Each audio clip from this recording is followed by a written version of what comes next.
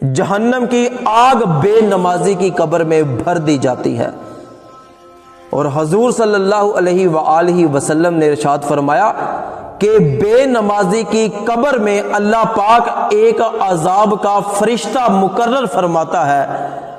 جس کا نام ہے الشجاع، گنجا سانپ، اور وہ آزدہے کی طرح ہوگا۔ اس کے ناخنوں کی لمبائی ایک دن مسافت ہوگی،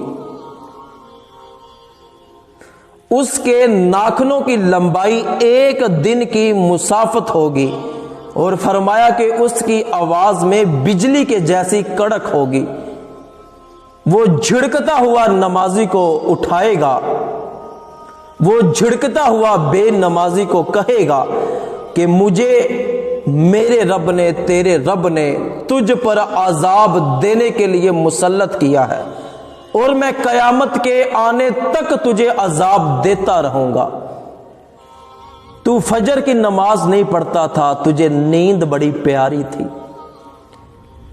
مجھے حکم ہے کہ میں تجھے فجر سے لے کر ظہر تک مارتا رہوں۔ پھر تو ظہر کی نماز نہیں پڑھتا تھا، تیری کاروبار میں بڑی مصروفیت ہوتی تھی، تجھے دولت کمانے کا بڑا شوق تھا، مجھے حکم ہے کہ میں تجھے ظہر سے لے کر عصر تک مارتا رہوں۔ پھر جب عصر کی نماز کا وقت ہوتا تھا تو پھر بھی تو دولت اکٹھی کرنے میں مصروف رہتا تھا، رب تو تجھے پھر بھی یاد نہیں آتا تھا۔ مجھے حکم ہے کہ میں تجھے عصر سے لے کر مغرب تک مارتا رہوں، پھر تو مغرب کی نماز بھی نہیں پڑھتا تھا، مجھے حکم ہے میں تجھے مغرب سے لے کر عشاء تک مارتا رہوں۔ او بندے، تو عشاء کی نماز بھی نہیں پڑھتا تھا، مجھے حکم ہے کہ میں عشاء سے لے کر صبح فجر تک تجھے مارتا رہوں۔ اور اس کی مار کی ضرب اتنی تیز ہوگی کہ وہ ایک ضرب قبر کے اندر بے نمازی کو مارے گا، بندہ 70 ہاتھ تک زمین کے نیچے جائے گا۔ وہ پھر بے نمازی کو نکالے گا، پھر مارے گا، پھر بندہ 70 ہاتھ تک زمین کے نیچے چلا جائے گا، وہ پھر نکالے گا، پھر مارے گا، وہ قیامت تک یہی عمل کرتا رہے گا۔ بلکہ پیارے آقا صلی اللہ علیہ وآلہ وسلم نے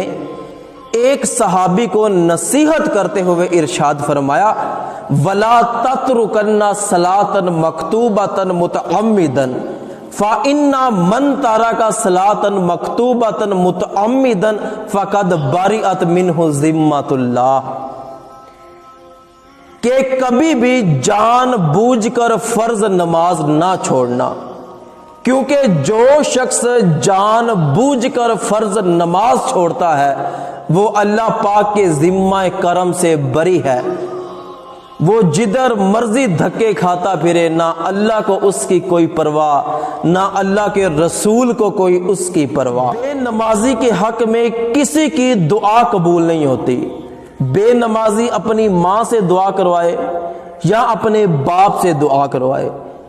عالم صاحب سے دعا کروائے، مدارس دینیہ میں پڑھنے والے بچوں سے دعا کروائے، اپنے پیر صاحب سے دعا کروائے، جس سے مرضی دعا کروائے، سب کے حق میں وہ دعائیں قبول ہو جاتی ہیں، لیکن جو بندہ بے نمازی ہوتا ہے اس کے حق میں کسی کی بھی دعا قبول نہیں ہوتی۔